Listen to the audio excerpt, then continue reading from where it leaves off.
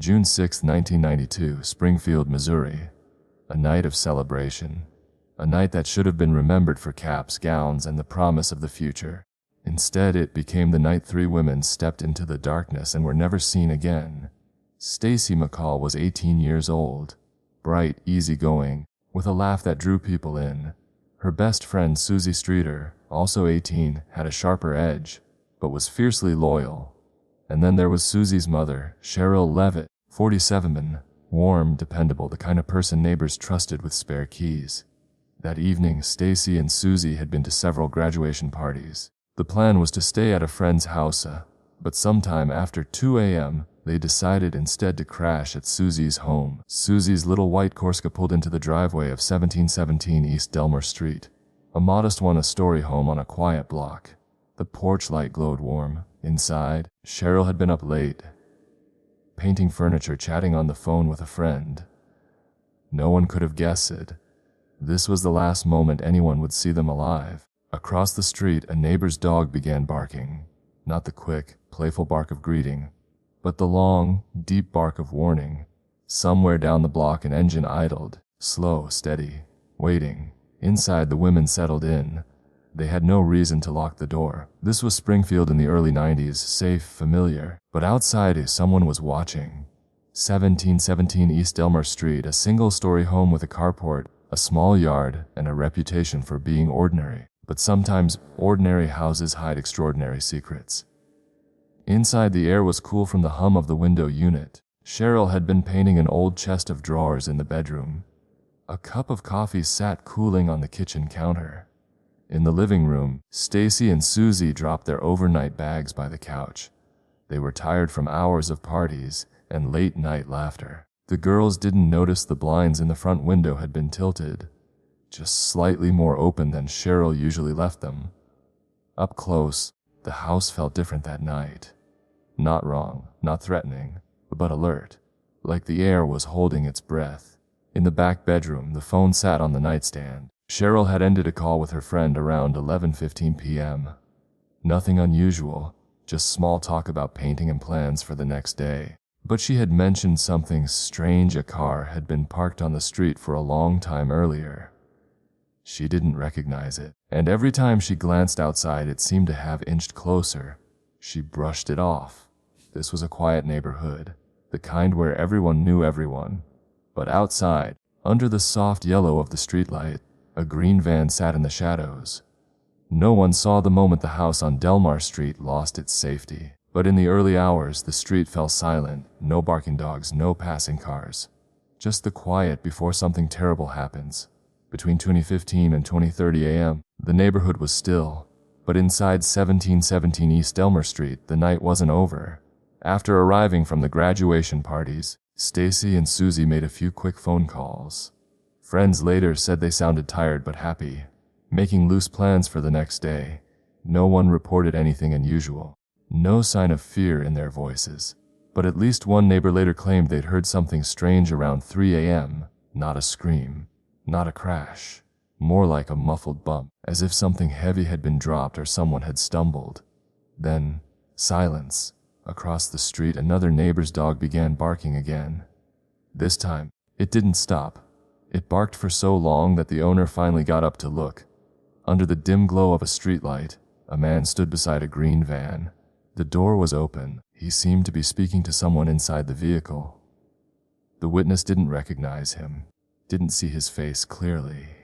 But they remembered something else. Whoever, or whatever, was inside that van never got out. Within an hour, the van was gone. By sunrise, so were Cheryl Levitt, Susie Streeter, and Stacy McCall. No forced entry, no signs of a struggle. Just an empty, silent house and 3 cars still parked neatly outside. But inside it, the details told another story. By 9 a.m., on June 7, 1992, the house on East Delmar Street looked calm.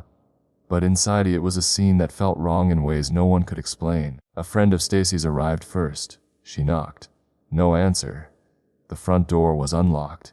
Inside, everything was in its place. Cheryl's purse sat on the kitchen counter. Susie's cigarettes were on the table, untouched. Stacy's clothes from the night before lay neatly folded on a chair. It looked as though they had simply stepped out for a moment and never come back. The beds in both bedrooms were made. There were no signs of a struggle, but there was one odd detail. A glass lampshade in the bedroom was cracked, not shattered, not broken, just cracked, as if someone had bumped into it in the dark. On the front step, the friend noticed something else, a small shard of glass, and beside it a gold chain necklace. Neither seemed to belong where they were. As more friends arrived, the phone began to ring.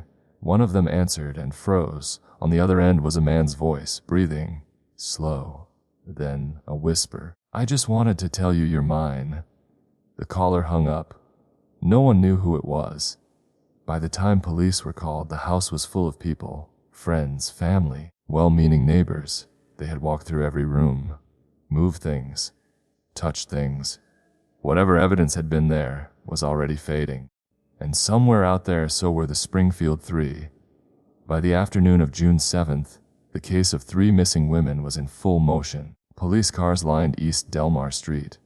Neighbors stood on porches, whispering. But even in those first hours, it was clear this case was going to be different. Detectives quickly realized there were no signs of forced entry. Every purse, every car, every personal item, still there. It wasn't a robbery. And if the women had left on their own, they'd left barefoot, without money, without keys. That made one possibility stand out. They had left, or been taken, by someone they knew, or someone who could convince them to open the door. As word spread, tips began to pour in, and one tip kept repeating: a strange green van had been seen in the neighborhood that night. One woman claimed she saw it parked near Delmar Street, just after midnight. Another said she saw it at a convenience store around 3 a.m., with 2 men inside. Both said the van looked old, late 60s or early 70s, with rust along the bottom. Police canvassed the area, knocking on doors, searching wooded lots, even using helicopters to scan from above. Nothing. But then an unsettling detail emerged. A local man reported that the night of June 7th, he'd been driving near the National Forest just outside town. A green van had pulled onto the road ahead of him. For miles, he followed it until it turned abruptly onto a narrow dirt road. He slowed just long enough to see inside, and he swore he saw a woman in the passenger seat, her face pressed against the glass, her eyes wide, mouthing something he couldn't hear. By the time he turned around to check, the van was gone. For the next several days, sightings of the vehicle poured in from all over Missouri. But every time police caught up, it slipped away, and in the shadows of the investigation, rumors began to grow about who was behind the wheel and where that van might have gone. In a case with no suspects, no bodies, and no crime scene, people will fill in the silence themselves. And in Springfield, the silence was filled with rumors. Some believed the women had been followed home from the graduation parties. Others swore they'd been targeted for weeks, stalked by someone who knew their routines. Then came the whisper that spread fastest of all. A green van belonged to a man with connections, a man who knew how to make people disappear. Detectives received tips about a possible hideout on the edge of town, an old service station with a large, locked garage. Inside, someone claimed, there was a trap door that led to a space beneath the floor. A few locals took the rumor further. They said there were tunnels, old storm drains, maintenance shafts, and access passages running beneath parts of Springfield, forgotten by most, but not by everyone. One caller to the police hotline claimed to have overheard 2 men in a bar talking about 3 women in the tunnels. When pressed, the caller admitted they'd been too scared to confront them. They never came forward again. The most disturbing tip came from a man who refused to give his name. He said he'd been in one of the tunnels months before the disappearance, and he'd seen something scrawled on the wall in red spray paint. This is where they scream. Police checked out some of the storm drains. They found nothing, but the rumor stuck, and with it, a gnawing fear. If someone had taken the Springfield 3 underground, they might still be there. And beneath all the theories, there was one truth no one could shake. Whoever had taken them had vanished just as completely as their victims. By the second week, the case of the Springfield 3 had moved from the front page to hushed back porch conversations. But on Delmar Street, some neighbors said the nights felt different. like something was still there. One woman swore she saw movement in the yard of the Levitt house after midnight, long after police had cleared the scene. She described it as a shape, taller than a man, hunched forward as it crossed the grass. When she stepped toward her window for a better look, it stopped, turned its head toward her, and in the glow of the streetlight, its face wasn't a face at all, just darkness. Another neighbor said he began hearing tapping at his back window around 2 a.m., 3 taps. Always 3. When he'd shine a flashlight, nothing. One night, he heard the taps again, followed by a whisper so close to the glass it fogged the pane. "Let me in." Others began finding strange things in their yards. A single high-heeled shoe, a necklace clasp, even a cigarette still warm as if it had just been put out. Items no one in their homes recognized. Police chalked it up to coincidence. The neighbors didn't. And then one resident of the block claimed they'd seen the green van again. Not moving. Not even parked on the street, but in their driveway. When they looked away for a split second and back, it was gone. The fear that had started with the disappearance was now something else. Not just where the Springfield 3 had gone, but what might have followed them there. Weeks became months, months became years, and still no sign of Cheryl Levitt, Susie Streeter, or Stacy McCall. No bodies, no arrests, no answers. The Levitt house was eventually sold. Fresh paint, new furniture, a different family living inside. But the neighbors said the street never felt the same. Some swore they still saw a pale shape pass by the window at night. Others claimed to hear faint footsteps on the porch, only to find nothing there.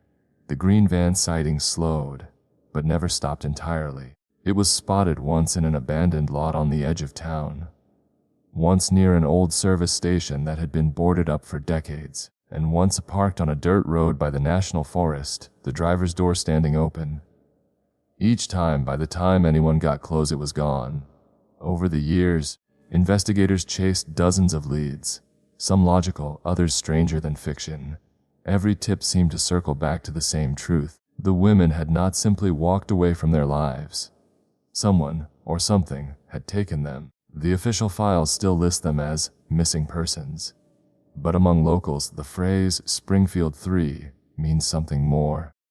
It means you don't walk alone after dark. You don't answer a knock at the door in the middle of the night. And if you ever see a green van idling in the shadows, you turn around. Narrator: on some nights, the air on East Delmar Street is perfectly still. On others, the wind carries a sound faint. 3 taps on glass, always 3.